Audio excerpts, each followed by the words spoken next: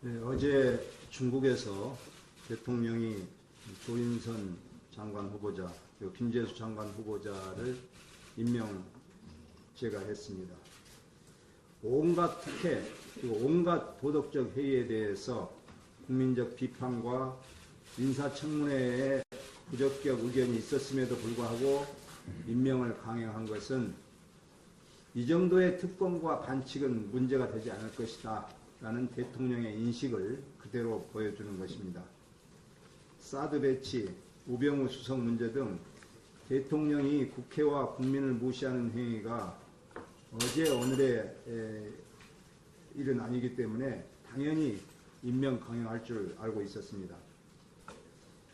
최근 실시한 여론조사 결과 보면 대통령 국정 수행에 대한 부정평가가 60%를 넘어섰습니다. 국민은 국회와 국민을 무시하고 민심을 외면하는 국정 운영은 절대로 성공할 수 없다는 시그널을 대통령에게 계속 보내고 있다는 것을 대통령께서는 하루빨리 깨닫기 바랍니다. 박근혜 정부 임기가 지금 1년 6개월 정도 남은 시점에서 내년 정부 예산안을 전제로 해서 보면 지난 5년간 박근혜 정부 5년간 재정 적자가 150조 원, 국가 채무는 240조 원 늘어날 것 같습니다. 사상 최대 규모의 국가 부채, 사상 최대의 가계 부채를 떠넘긴 부채 정권이 될 것 같습니다. GDP 대비 국가 채무 비율이 내년에는 40%가 넘어섭니다. 국민 한 사람당 1,323만 원씩 빚을 진 꼴입니다. 정부는 비과세 감면 축소, 지하경제 양성화 등을 통해서 세수를 늘리겠다고 했으나 성과가 없습니다. 그러면서 담뱃값 인상 등 서민 증세에만 손을 대고 법인세, 소득세 인상 등 부자 증세는 외면했습니다.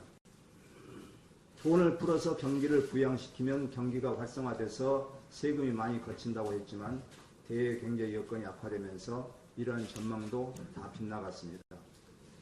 경기 부양과 재정 건전성 두 마리 토끼를 잡기 위해서는 잠재 성장률을 끌어올려야 합니다. 잠재 성장률을 올리기 위해서는 제대로 된 미래 성장 동력을 만들어야 됩니다. 그러나 정부는 아직까지 구체적인 미래 성장 전략을 수집하지 못하고 있습니다. 정부는 일회성 지원이나 반짝 경기 부양에 재정을 투입하기보다는 과감한 지출 구조 조정을 통해서 실질적인 재정 규모를 늘려야 합니다. 세월호 특조위가 아직 할 일이 많은데 해체 위기에 놓여 있습니다. 지난 7월부터 정부 지원이 중단되어서 직원들의 이탈이 계속되고 있어서 이러한 상황에서는 도저히 조사 활동을 이어가기 어려운 상태에 처해 있습니다. 세월호 참사 당시에 해경이 청와대에 식당 칸에 에어포켓 공기 주입에 성공했다고 보고가 한 내용이 거짓말이라는 의혹이 제기됐습니다. 또 참사 당시에 선체 내부 탐색을 위해 투입된 수중 탐사 무인 로봇 2대 중 1대는 선체 내부 진입에 실패했으면서 선체 내부 진입에 성공했다고 밝혔습니다. 그 외에도 세월호 선체 인양의 문제점과 세월호를 목포 신항만으로 옮길 플로팅 도크의 불법 개조 의혹 가능성이 높습니다. 이렇듯 청문회 결과를 보면 아직도 조사해야 될 의혹이 너무 많다는 것을 우리는 알 수 있습니다. 지금 세월호 특조위 활동을 연장해달라는 국민들의 요청, 세월호 유족들의 구구절절한 사연이 제 이메일에 쌓여가고 있습니다. 지금 이 순간에도 세월호 특조위 활동 연장을 간절히 바라며 단식을 이어가시는 분들도 계십니다. 삼성전자는 최근 갤럭시 노트 7 폭발 사건에 대한 조치로 전량 리콜을 결정했습니다. 2조 원 이상의 막대한 손실을 감수하면서 삼성이 과감하게 리콜을 결정한 이유는 단 한 가지였습니다. 고객에게 신뢰를 잃지 않기 위해서였습니다. 우리 정치권도 국민에게 신뢰를 잃지 않기 위해서 세월호 특조위 활동을 보장해야 합니다.